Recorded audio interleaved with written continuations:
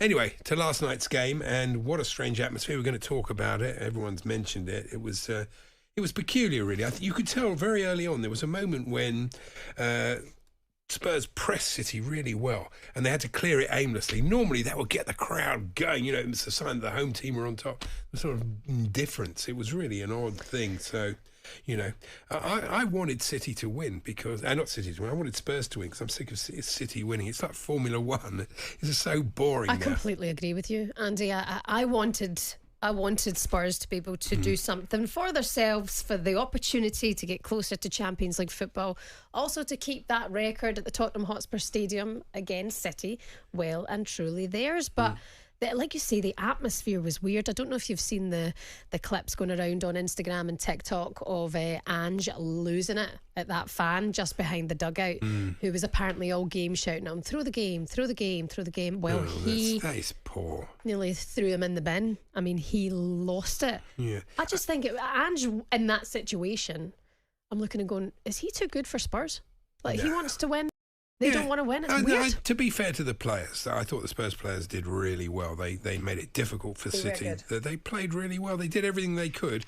You know, we all know it was Son, that miss, you know, would have changed everything. But what can you do? Yeah. You know, he hasn't been great since the Britain odds on to score. He hasn't been written since the Asia Cup, really. Hasn't been great. I was thinking he didn't catch it properly. He didn't get enough purchase. And purchase is one of those words that only gets used in football. No one ever said anything other than football. Another one is custodian. On Monday night, when Martinez threw that one in, the commentator said, Martinez, who's normally the most reliable custodian. Where do you hear that word other than goalkeeper? Yeah, no, it's a very good point. No, it's not a great point, but it's a point. It's a point. it's a brilliant point, Andy. Take the rest of the day off. I will. Jurgen's brightly coloured trainers. I don't know if you noticed them. I've never realised how big his feet were before. They're massive. You get work at Dortmund Circus. If Coco the Clown has a day off, he'd be fine. But it's absolutely massive. What else have I noticed? Oh, yeah, the fans, they started off with, it was the obvious thing to sing, wasn't it? Stand up if you hate Arsenal, right? It's a well-known refrain that That's fans... That's fine. Yeah.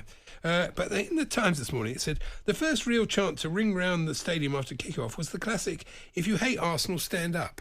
It's not right, is it? You obviously weren't there, mate, because that's not what they sang, and it's not what anybody ever sings, but don't worry about it. Yeah. What can you do? There's like 3 guys who got together, who'd done the Poznan, hadn't they, when City had scored, and it's been labelled Spurs fans do the Poznan. I'm like, no, there was 3 of them, and you could tell 2 of them were a little bit like, don't really want to do this, and one mate in the middle was trying to like G them on to get involved. But the fact that they were cheating and when they were losing the game, no, it's peculiar but we'll speak to Theo Delaney. He was at the game, and and Paul sent us through Ange's pre-match notes, which were very positive and very, appreciating the Spurs fans and appreciating the season. So I think in the aftermath of the game, he was a little bit upset.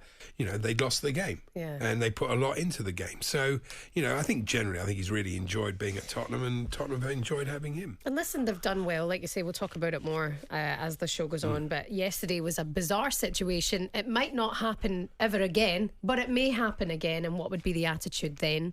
Hats off to Villa, we must say that. Oh, I know, incredible. Tremendous. What a season. And Gabby Agbonhor, very excited. Stan, of course, who we speak to, very excited. And yeah, there is a case for Unai Emery to be manager of the year. He's done a brilliant job, hasn't he? As opposed to Pep, who's a wonderful manager. He's probably one of the greatest managers of all time. There's no question about it. And, City are marvellous, aren't they? You can't deny that. But I don't know if we've got them, but Pep's after-match comments really are classic. Listen to this. You have Erling 2 months out and not his best. Kevin 5 months. Ederson 4 times out, and the team was there. And in general, we play a top 11. Yeah, do you know what I mean? You can't really feel sorry for him. When did they have 14 players out? Or had they play somebody like Casemiro in central defence? It is a bit much for him to be going, Erling was out for 2 months, I'm not sure he even was, and 5 months for De Bruyne. Oh, yeah, what a shame. They only had Foden to fill in that position. You know what I mean? They've got a massive advantage. They are brilliant, and that's undeniable. But I think actually for football, it would have been better if Arsenal had won the league this year. Just throwing this out there, Andy, do you think we're already underestimating West Ham this weekend?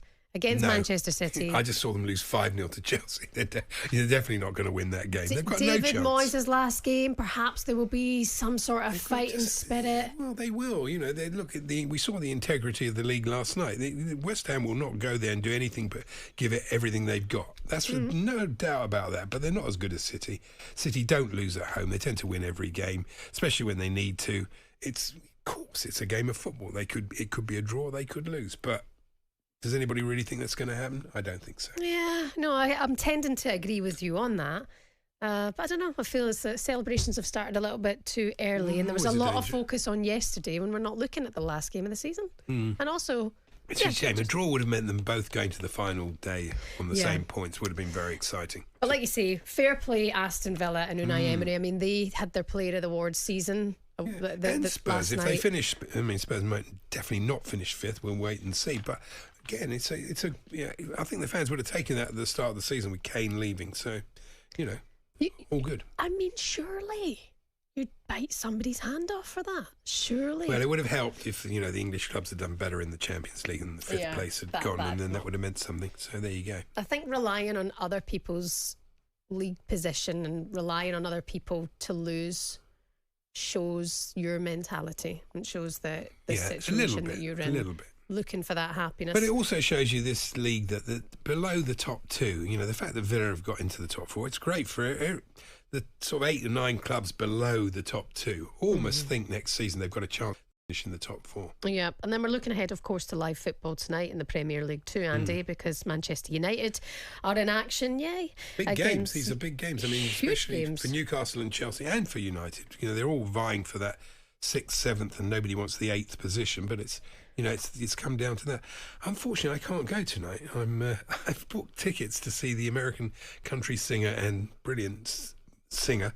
That's 2 singers. I can't say singer twice. Casey Musgraves. Oh, okay. I've heard of her. Oh, yes, good. It's at the Roundhouse. So the fixture wasn't scheduled when I booked the tickets, which was ages ago. So I can't watch the game tonight or follow it, really. Oh, my goodness. Are you going to be okay? Well, I'll be all right. I'm really looking forward to the concert or the gig, is it? I don't know what you just need to get somebody on the text up and dating you with everything that happens. Stay across it, you'll be fine. No, because what would happen, I wouldn't enjoy Casey if that happened. If Brighton go 2-0 up, I'll think, this is rubbish. It didn't have you down as a country music fan. No, I'm a big fan of Bob Harris, and we've had him on the show lots of times, big Manchester United fan, as well as all his brilliant achievements.